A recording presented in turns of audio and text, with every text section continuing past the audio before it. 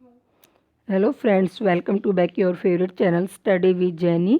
आज हम अपना नोवा वीडियो लेक्चर शुरू करने जा रहे हैं। हमारा वीडियो लेक्चर विको एवं जो हार्डर हैं, जो फिलोसफर हैं, उनके थॉट्स के ऊपर होगा। ये वीडियो लेक्चर आपके लिए बहुत इंपॉर्टेंट होने जा रहा है। ये वीडियो लेक्चर आपके असिस्टेंट प्रोफेसर के लिए, साथ ही साथ यूजीसी नेट जेआरएफ के लिए, और साथ ही जो एमए में हिस्टोरियोग्राफी नामक पेपर चलता है उसके लिए, और इग्नू के अंदर MHI 03 हिस्टोरियोग्राफी नामक एक पेपर है, उसके लिए वेरी वेरी इंपॉर्टेंट है। तो फ्रेंड्स, मैं आप लोगों के लिए हेडमेंट नोट्स बनाती हूँ, इसमें काफ़ी टाइम लगता है, तो इसके साथ एक लाइक सब्सक्राइब तो बनता ही है। जिन लोगों ने मेरे चैनल को सब्सक्राइब कर लिया है उनका बहुत बहुत धन्यवाद। जो मेरे चैनल पर फर्स्ट टाइम विजिट कर रहे हैं वो भी मेरे चैनल को सब्सक्राइब कर लें, और साथ में बेल आइकन को प्रेस कर लें, जिससे समय समय पर आने वाली नोटिफिकेशन उनको मिलती रहें और मेरी नई वीडियोज़ भी समय पर मिलती रहें। साथ ही मुझे ये कमेंट करके भी बताएं कि आप लोगों को मेरी वीडियोज़ कैसी लगी और कौन कौन सी वीडियो चाहिए।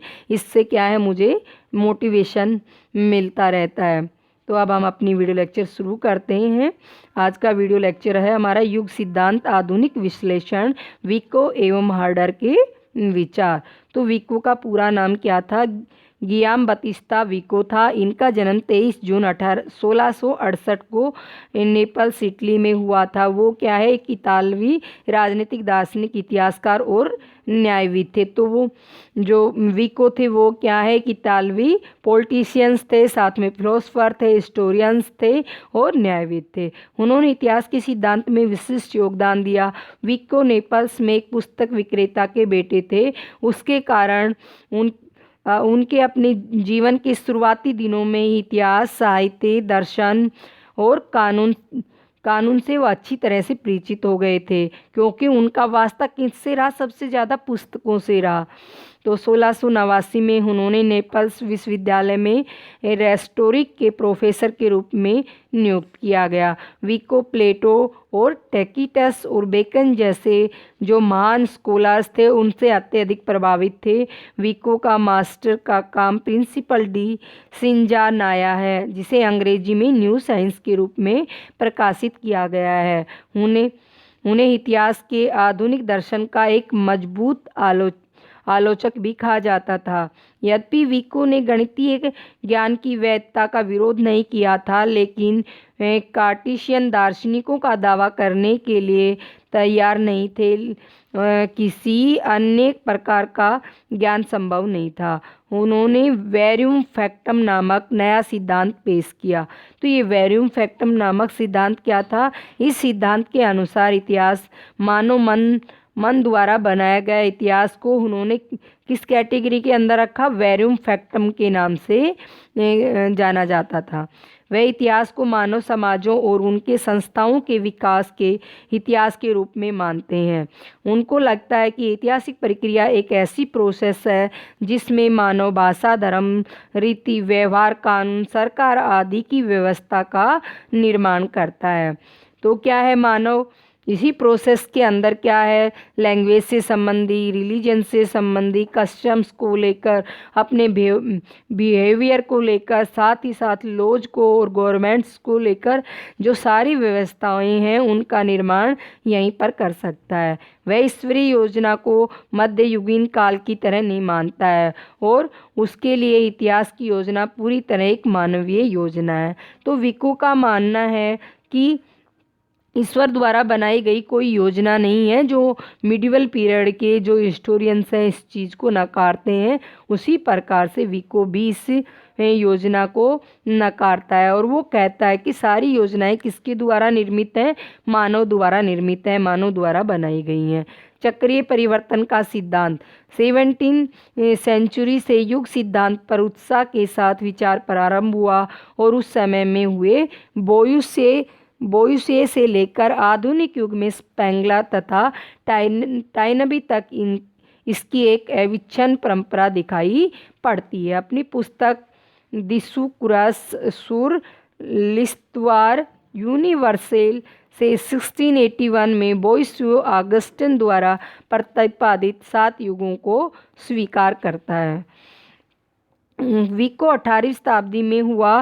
वह स्वयं एक क्या है, बहुत ही स्किलफुल और प्रशिक्षित इतिहासकार था तथा उसने ऐतिहासिक विधि के सिद्धांतों के निर्माण का प्रयास किया।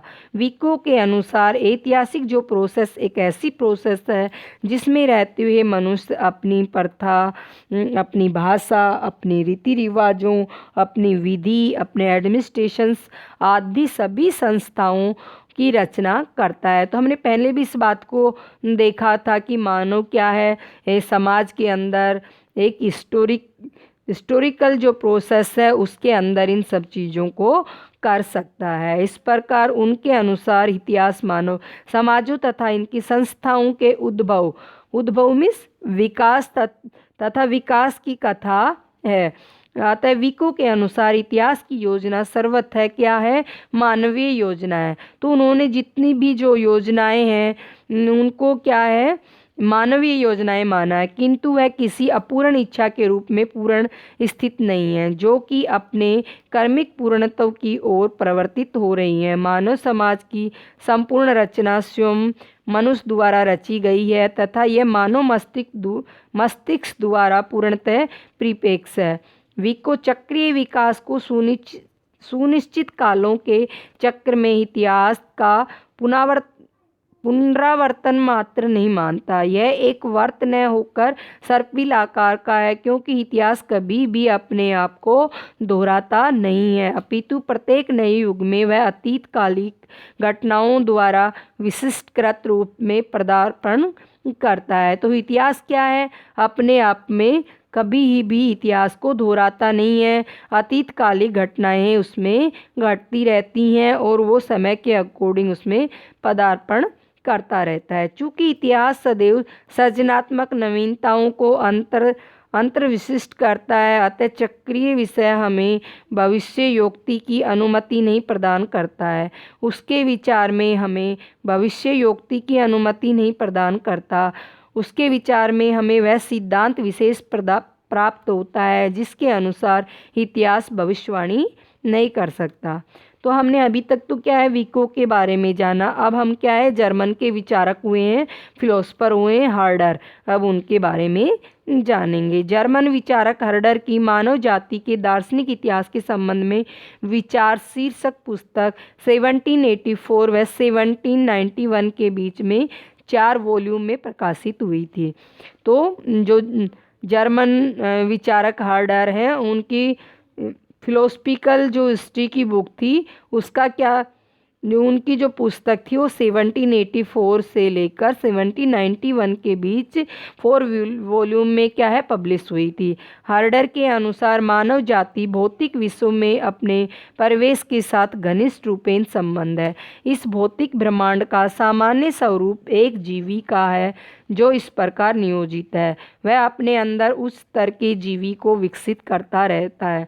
तो हर्डर का क्या मानना है कि जो भौतिक ब्रह्मांड है उसके अंदर एक जीवीय रचना को उन्होंने माना है और इस प्रकार की रचना को उन्होंने नियोजित भी किया है। और वो कहते हैं कि उस स्तर के जीवी को विकसित करता है। उनका जो विकास सिद्धांत है वो भौतिक ब्रह्मांड में किसी क्षेत्र विशेष में सौरमंडल का जन्म होता है। तो उनका मानना है कि जो फिजिकल यूनिवर्सल है उसके अंदर क्या है, सौरमंडल का जन्म होता है। पुनः सौरमंडल में पृथ्वी का जन्म होता है। पृथ्वी की भौतिक संरचना के अंतर्गत विशिष्ट खनिजीय निर्मितियों, विशिष्टीय भौगोलिक जीवियों का जन्म होता है। पृथ्वी पर फिर जीवन प्रारंभ होता है। पशु जीवन वनस्पति जीवन का ही और विकसित रूप है। फिर इसका और अधिक विकसित रूप मानव जीवन के आविर्भाव में देखा जा सकता है। तो क्या है, जो हर्डर हैं उन्होंने क्या है, एक जीवी उत्पत्ति को माना है और उन्होंने माना है कि जो हमारा भौगोलिक ब्रह्मांड है उसी से क्या है, एक जीवीय एक जीवीय जो जीव है उसकी उत्पत्ति हुई है और पृथ्वी पर ही क्या है जीवन का आरंभ शुरू होता है। पशु जीवन वनस्पति जीवन का ही एक विकसित रूप है, डेवलप रूप है। इसका और अधिक विकसित रूप देखें तो हम किसका रूप देख सकते हैं? मानव जीवन को देख सकते हैं। उसकी उत्पत्ति, उसका आविर्भाव किस प्रकार से हुआ। इस प्रकार मानव स्वभाव केवल 2 चरणों में आगे बढ़कर वानस्पतिक स्वभाव का परिष्कार मात्र है। हर्डर प्रकृति का विकास प्रक्रिया को किसी लक्ष्य की ओर उन्मुख मानता है जिसमें विकास की प्रत्येक अवस्था प्रकृति द्वारा इस प्रकार नियोजित है ताकि वह आगामी अवस्था का मार्ग प्रशस्त कर सके। तो हर्डर ने जो नेचर है उसको सबसे नज़दीकी रूप से देखा है और उसी को ही क्या है हर चीज़ का एक जीवीय सिद्धांत या उसके उत्पत्ति का सिद्धांत माना है कि जो भी मानव है या पशु है वो प्रत्येक किससे जुड़ा हुआ है? प्रकृति के साथ जुड़ा हुआ है। तो जो हर्डर है उन्होंने क्या है विकास की प्रोसेस को किसके साथ जोड़ा है? नेचर के साथ जोड़ा है। मनुष्य 2 विश्वों के बीच कड़ी के रूप में होता है, भौतिक जगत जिसमें वह स्वयं है तथा आध्यात्मिक जगत जो उसके द्वारा वस्तुत अस्तित्व में नहीं आता, क्योंकि आध्यात्मिक सिद्धांतों के रूप में वह शाश्वत रूपेण विद्यमान होता है किंतु पृथ्वी पर आत्म सिद्धि करता है। तो हर्डर ने क्या है 2 वर्ल्ड के बीच लोगों को बताया है, 2 रूप बताए हैं। पहला तो क्या बताया है कि जो फिजिकल यूनिवर्स है उसको माना है भौतिक जगत में कि वहाँ पर उसकी उत्पत्ति होती है मानव की, वहाँ पर वो निवास करता है, अपने आप को डेवलप करता है। और दूसरा उन्होंने बताया कि स्पिरिचुअल यूनिवर्स या आध्यात्मिक जगत को बताया है जिसको हम क्या है देख नहीं सकते, उसका अस्तित्व को हम नहीं जान सकते, भौतिक जगत को हम देख सकते हैं किंतु पृथ्वी के ऊपर ही हर आदमी आत्म सिद्धि करता है। हर्डर के मतानुसार यूरोप प्रकृति का वह प्रिय केंद्र है जिसमें इसकी विशिष्ट भौगोलिक तथा जलवायु संबंधी विशिष्टताओं के कारण ऐतिहासिक जीवन का उद्भव होता है और इस कारण केवल यूरोप में ही मानव जीवन को विशुद्ध अर्थों में ऐतिहासिक कहा जा सकता है। तो हर्डर का क्या मत है? उनका मानना है कि जो यूरोप का उदाहरण लीजिए, वो यूरोप को क्या है एक सेंटर पॉइंट बनाता है, उसके अंदर जो नेचर है उसको रखकर वो बताता है कि जो भौगोलिक वहाँ की जलवायु है और वहाँ की जो विशिष्टताओं के कारण ऐतिहासिक जीवन का क्या है उद्भव या विकास होता है। इसी कारण जो केवल यूरोप में ही मानव जीवन को विशुद्ध अर्थों में ऐतिहासिक या हिस्टोरिकल कहा जा सकता है।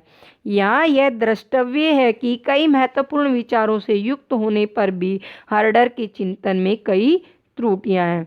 तो हमने देखा कि हर्डर क्या है कि इतने महत्वपूर्ण विचारों से युक्त है, उनके थॉट बहुत ही इम्पोर्टेंट हैं, फिर भी जो उनका चिंतन है उसके अंदर कुछ खामियां रह गई हैं। वह केवल समर्थिताओं के आधार पर बिना उसकी परीक्षा व समीक्षा किए निष्कर्ष प्रस्तुत करता है।